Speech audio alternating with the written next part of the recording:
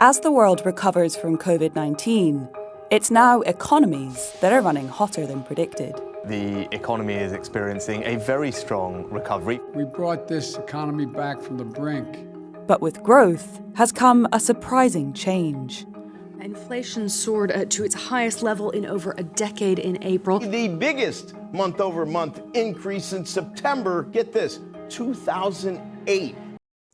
앞으로 1년 물가가 얼마나 오를지 소비자들이 전망하는 기대 인플레이션율이 10년 만에 최고치를 기록했습니다. But there are other important factors causing current inflation.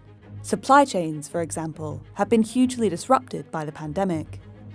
And just when it has become difficult to transport goods, demand has shot up, making things more expensive. Increased demand is thanks in part to big government stimulus policies.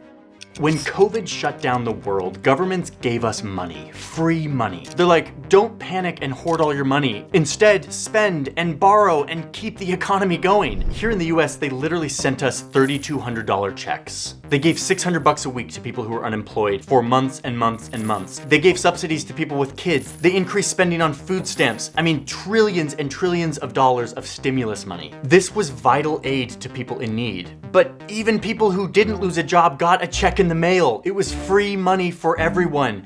And we spent it. Pair all this new spending with the fact that the pandemic also made it harder for factories and ships and retailers to get us all this stuff. Now you have an economy where people have way more money than normal and they're ready to spend it, but the economy can't get them stuff fast enough. So what do businesses do with all this insane new demand? They raise prices all at the same time, and that is inflation.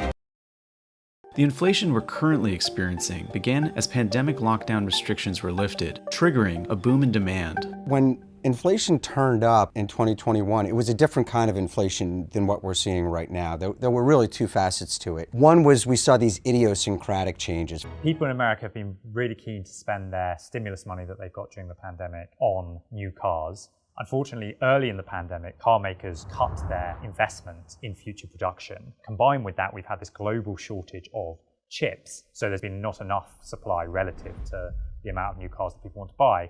As a result, you've had this spillover in demand into the second-hand car market. People are buying used cars instead.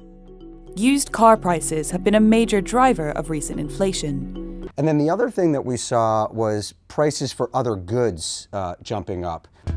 But the inflation we've seen recently in 2022 is more severe and more wide-reaching. Some of the most noticeable recent price hikes have been at the grocery store.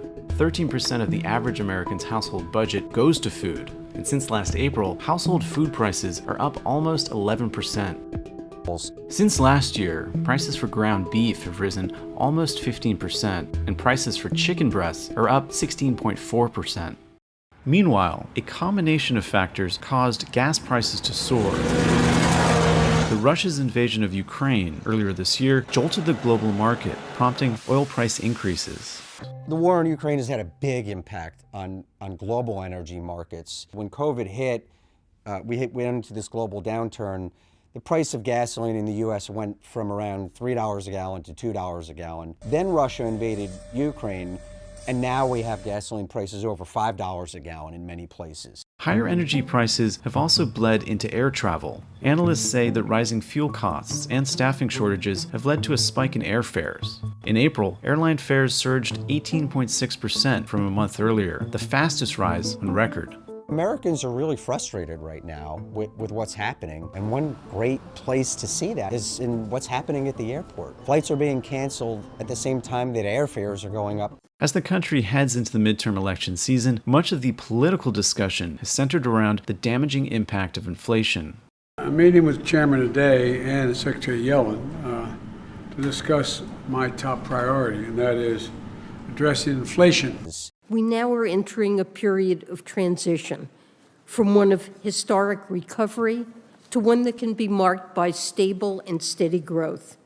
Making this shift is a central piece of the president's plan to get inflation under control without sacrificing the economic gains we've made. The Fed has shifted its strategy over the last few months. What they're trying to do now, and what they think they have to do, is hit the demand side of the economy. And they're going to do that by raising interest rates to make it more expensive so that inflation comes down to more manageable levels of around 2% a year.